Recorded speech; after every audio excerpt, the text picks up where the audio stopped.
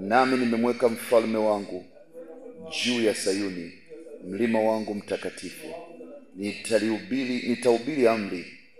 Bwana aliniambia, ndiwe mwanangu, mimi leo nimekuzaa. Uniombe, nami nitakupa mataifa kuwa urithi wako, na miisho ya dunia kuwa miliki yako. Utawaponda kwa fimbo ya chuma na kuwavunja kama chombo cha mfinyanzi. Na sasa enyi wafalme, fanyeni akili, nyinyi waamuzi wa dunia, muadhibiwe. Mtumikieni Bwana kwa kicho, shangilieni kwa kutetemeka. Shikeni yaliyo bora, asije akafanya hasira, nanyi mkapotea njiani, kwa kuwa hasira yake inawaka upesi. Eli wote wanaomkimbilia. Bwana Yesu asifiwe. Tunaweza kuona mambo makubwa manne ambayo ni msingi wa maombi yetu asubuhi ya leo. La kwanza, tuko vitani. Wafalme wa dunia wanajipanga. Maandiko yanasema hatupigani juu ya damu na nyama, bali juu ya wafalme, juu ya wakuu, juu ya mamlaka, juu ya pepo wabaya katika ulimwengu wa roho. Kwa sababu wafalme wanapanga njama. Wafalme wanawake, usiku wa leo tumepita, kumekuwa na vita. Vita maana yake kwamba usiku mzima adui amekuwa akipanga mipango kinyume chako, kinyume cha kanisa na kinyume ya kazi mahali hapa. Kwa hiyo ni muhimu sana tukaweza kujua kwamba tuko vitani. Lakini jambo moja la ajabu ambalo linasemwa pale ni kwamba nia yao ni kupasua vifungo na kutupa mbali kamba zao. Kamba maana yake ni kama ni riziki. Kamba maana yake ni baraka za Mungu juu ya maisha yako. Kamba zao maana yake kwamba ni vitu ambavyo adui anataka kukata katika mahitaji yako na upaji wa Mungu. Lakini vifungo maana yake ni mambo ambayo Mungu ameshayaweka katika maisha yako. Lakini Biblia inatuambia kitu cha ajabu sana. Anasema yule aketie mbinguni, yani Mungu, anacheka. Maana yake kwamba anaona wafanya ujinga kwa sababu ni kitu rahisi. Sasa anakupa kitu kimoja ambacho anatamani ukishike asubuhi ya leo. Anasema nitakupa mataifa kuwa urithi na kabila za watu kuwa ni mali yako. Maana yake kwamba kama utaenda kwenye maombi, utapigana vita, Mungu atakusaidia kukupa urithi. Waisraeli walipopewa nchi ya Misri kama urithi wao, sio kwamba walienda wakaichukua tu. Kulikuwa na hatua ambazo zilitumika kwa ajili ya kufanya yote hayo. Na mwisho akasema, mtumikieni Bwana kwa kicho, shangilieni katika mbele zake kwa kutetemeka. Kwa asubuhi leo tumekuja kumtumikia Bwana. Tunajua kwamba Mungu atajidhihirisha mwenyewe katika maisha yetu na atafanya mambo makubwa tusiyoweza kuyaeleza wala kuyajua. Kwa tusimame sauti yetu, tuende mbele za Bwana kumshukuru asubuhi leo kwa ajili ya kutuleta mahali hapa na kwa ajili ya ibada ya asubuhi leo katika jina la Yesu. Inua sauti yako, nenda mbele za Bwana. Baba, tunakushukuru tena asubuhi leo. Tunashukuru kwa ajili ya neno lako na jina lako ambalo Mungu umelifanya takatifu. Tunashukuru umetupa kibali cha kuwa kwa asubuhi leo Baba. Tunakutukuza kwa maana hakuna Mungu mwingine. Asante Baba kwa ajili ya jeshi la malaika wa Mungu.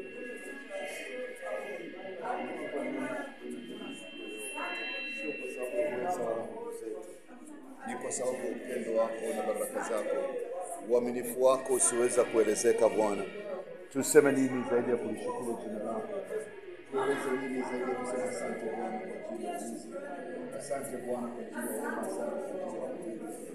Asante kwa sababu ya leo Mungu, kwa maana ni upendo wako tu umetupa neema hii Bwana.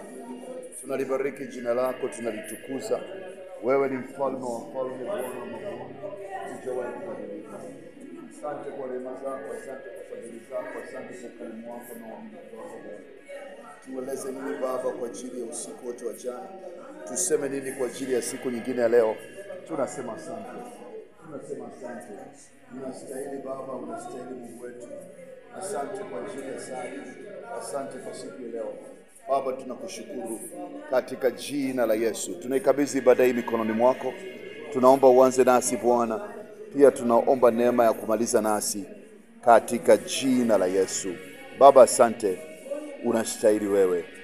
Amen. Haleluya. Naomba tuketi. Asubuhi ya leo somo ambalo limempendeza Roho wa Kristo tuweze kujifunza pamoja linaitwa nguvu ya kuangamiza matatizo sugu.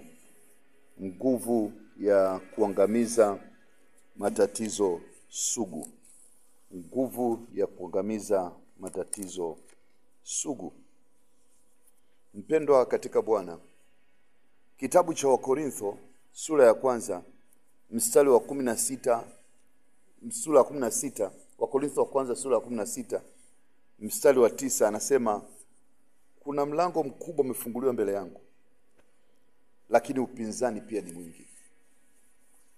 Penye lupia ndipo penye kadhia. Kiswahili kizuri wanasema hivyo.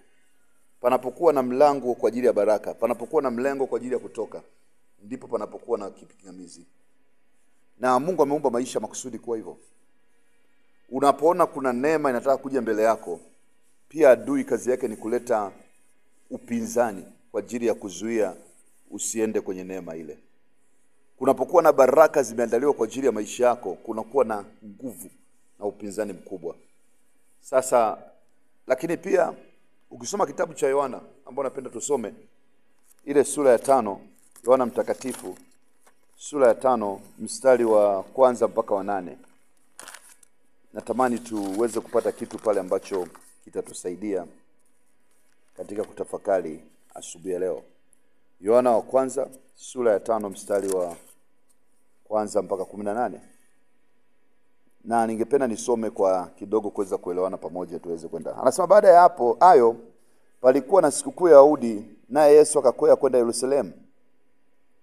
Na huko Yerusalemu penye lango la kondoo pana birika iitwayo kwa Kiebrania Bethsatha. Nao ilikuwa na matao 5. Ndani ya hayo jamii kubwa ya wagonjwa walikuwa wamelala, vipofu, viwete, nao waliopoza, wakingoja maji yachemke. Kwa maana kuna wakati ambapo malaika ushuka akaingia katika ile birika akayatibua maji. Basi yeye aliyeingia wa kwanza baada ya maji kutibuliwa akapona ugonjwa wote uliokuwa umempata. Na hapa palikuwa na mtu ambaye amekaa awezi kwa muda wa miaka 38. Amekaa awezi kwa muda wa miaka 38. Yesu alipomwona amelala, naye akijua kuwa amekuwa katika hiyo siku nyingi, alimwambia, wataka kuwa mzima? Yule mgonjwa akamjibu, Bwana, mimi sina mtu wa kunitia birikani maji yanapotibuliwa, ila wakati ninapokuja mimi, mtu mwingine ushuka mbele yangu. Yesu akamwambia, simama, jitwike godoro lako uende. Mara yule mtu akawa mzima, akajitwika godoro lake akaenda. Nao ilikuwa ni Sabato siku hiyo.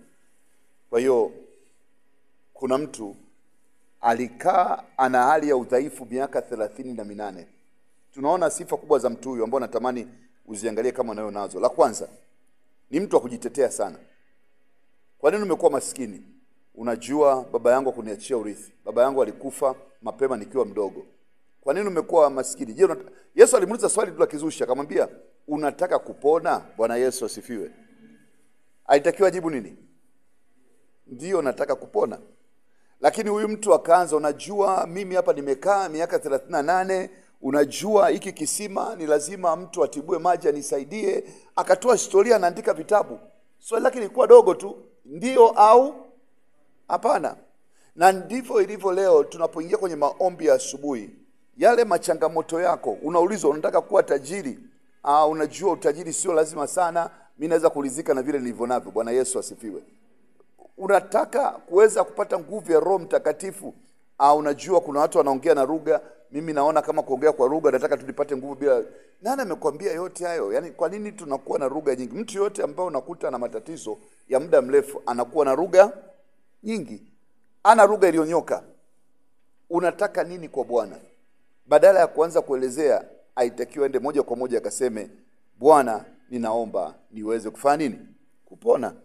Sasa kuna kitu kinaitwa matatizo sugu. Tatizo nini? Ukiwa na matatizo sugu, ukiwa na umaskini sugu mathalani, au ukiwa na magonjwa sugu ndani yako, Baada ya muda fulani unaona kama jambo la kawaida.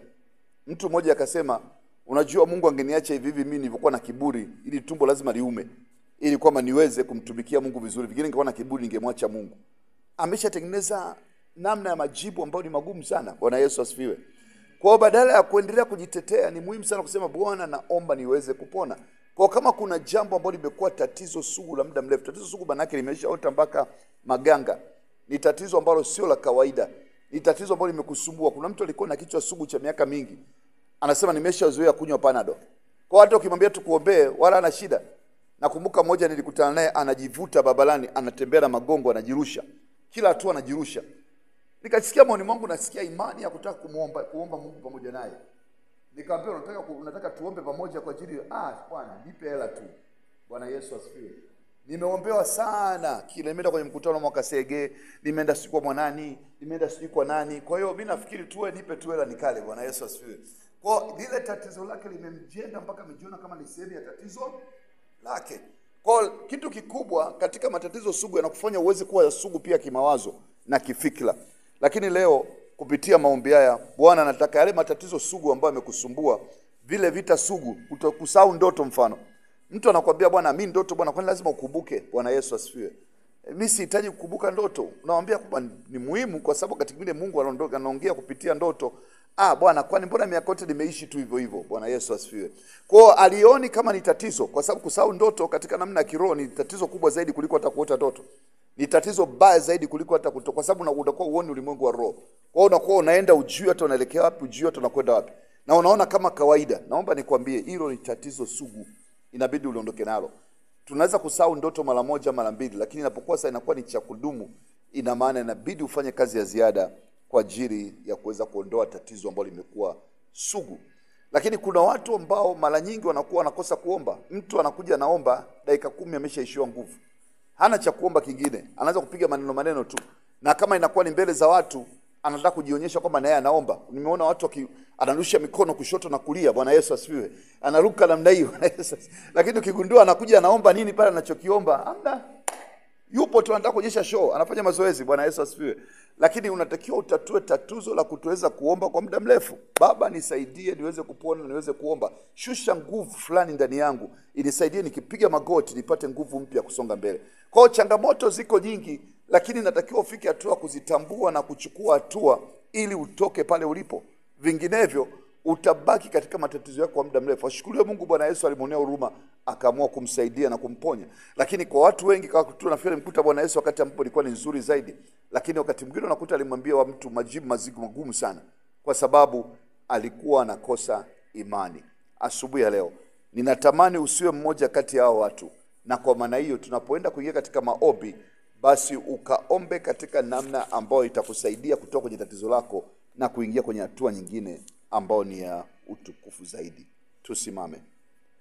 Sema Baba, kwa jina la Yesu ninakushukuru asubuhi ya leo. Asante kwa jeshi kubwa la malaika, ulinzi wako na neema yako ambayo imenilinda Bwana toka usiku wote wa jana hata nimeiona asubuhi ya leo. Baba, katika jina la Yesu ninaomba asubuhi ya leo, Bwana, upepo wa kisurisuri kutoka mbinguni ukapate kusafisha nguvu zozote ambazo sio za kimungu katika maisha yangu, katika jina la Yesu. Mamlaka yoyote inayozuia nisifikie kule ambako Mungu umeniwekea kama hatima yangu, ninaomba zikapate kufa katika jina la Yesu. Sema Baba, kwa jina la Yesu, tazama mataifa wamesimama kwa ajili ya kupigana na mimi. Lengo lao ni kunifanya mimi kuwa hasi au nisiyekuwa na nguvu.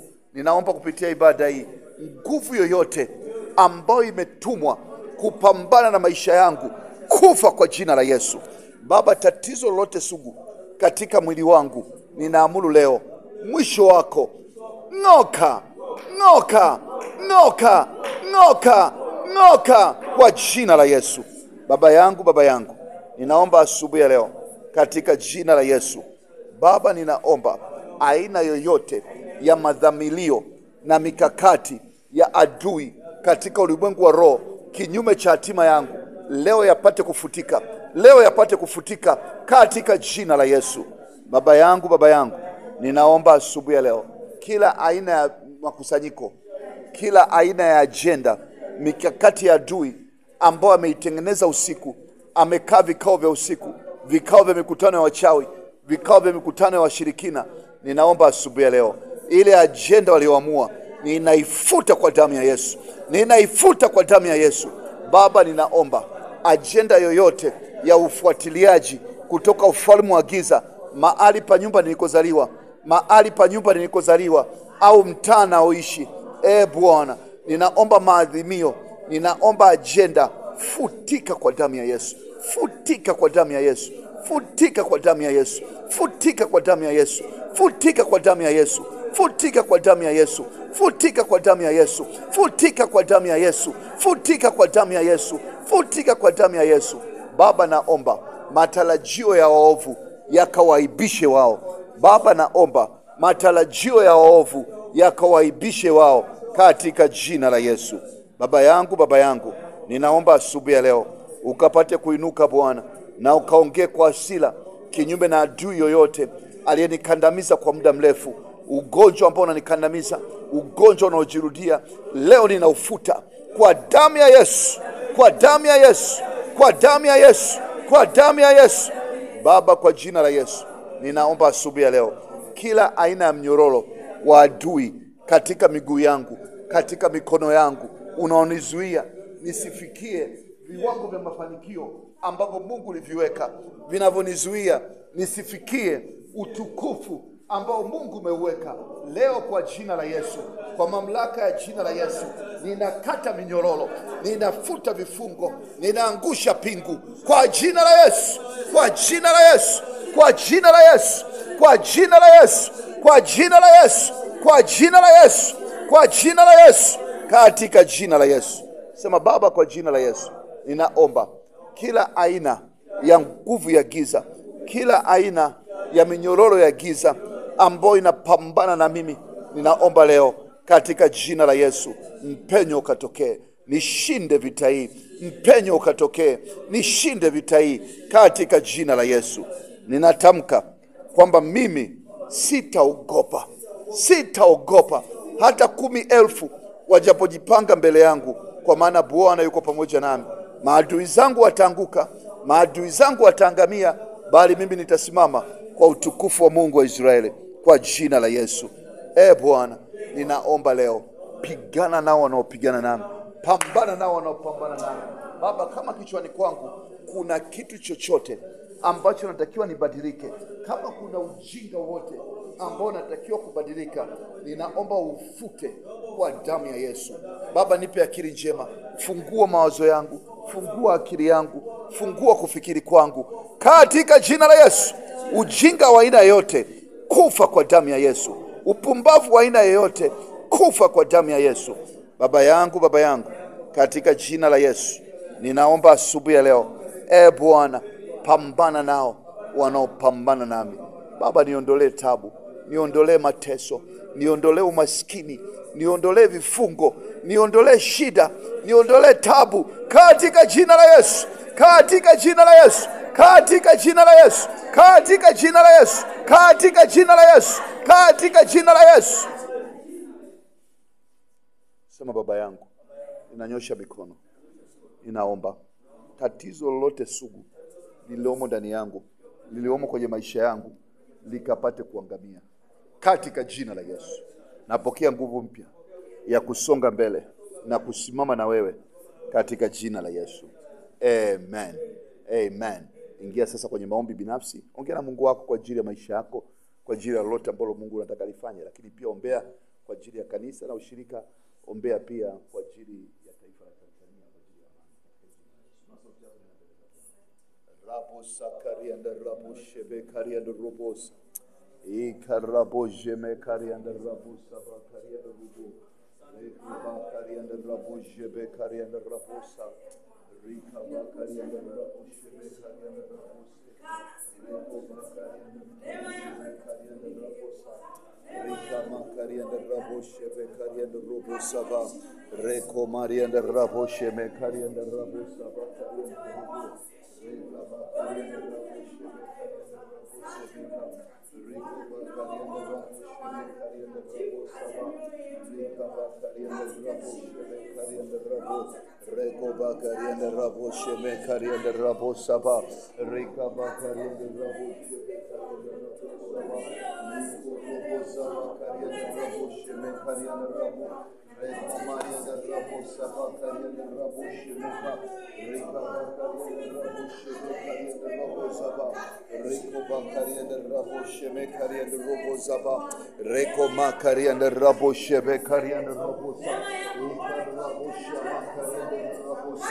Katika jina la Yesu Baba, ninaomba kwa ajili ya maisha yangu Bwana. Ninaomba neema juu ya maisha kwa Mungu. Tazama Bwana, Mungu kwa ajili ya Roho Mtakatifu kusonga mbele.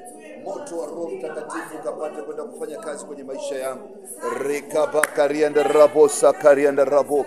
Rekoba karianda rabo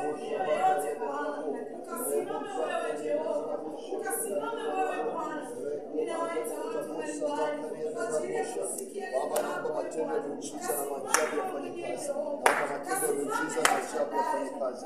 Naomba matendo ya miujiza na ajabu yafanye kazi. Katika mikono ya Bwana. Miujiza unatakiwa utokee Baba. Ukafanye njia ya kuweza kuonekana matendo ya miujiza. Ukafanya matendo ya maajabu Bwana. Ukafanya matendo ya miujiza Bwana.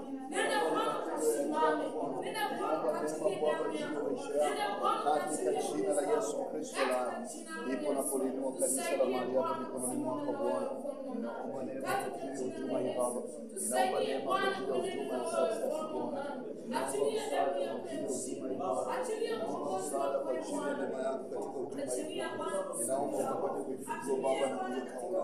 Ninaomba kwa ajili Baba ya ukuaji wa huduma. Neema yako kalete watu Baba, ndio ambao makusudia wakaweze kuja kwenye huduma kwa ajili ya kupata kile ambacho Mungu amekiandaa. Kila vita kila aina ya mapambano Bwana tunakusudia kinyume cha huduma hii.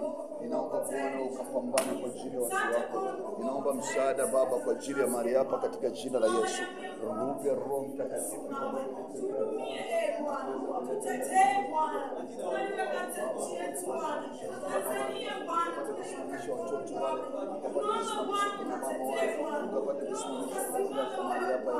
utukufu wako ndio kaonekane katika jina la Yesu. Ndipo tunaiweka Baba Tanzania mikononi mwako. Bwana, tunaomba na amani.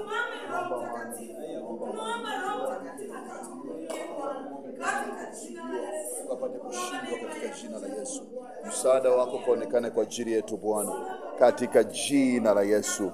Amen. Amen. Naomba tunaenda kumaliza wiki ya mwisho kabisa, na leo ni siku ya mwisho wa mwezi wa 6. Mchukua dakika chache, mshukuru Mungu kwa maisha yako binafsi kwa ajili ya mwezi wa 6. Mshukuru Mungu kwa ajili ya kumaliza mwezi, na pia kabidhi mwezi ambao unaanza kesho, mwezi wa 7. Ongea na Bwana kwa ajili ya maisha yako binafsi. Naomba uwe na kitu kinaitwa, uwe na vitu fulani vya kuombea kwa wiki. Yaani uwe na kitu unasema, wiki nitaombea kwa ajili ya biashara. Kamata hiyo mpaka mwisho. Yaani tunaposema maombi binafsi, ingia nayo. Wiki nitaombea kwa ajili ya familia. Nenda nalo mpaka mwisho wa wiki. Naomba ujifunze kuwa na kitu kimoja. Anasema omba mpaka uone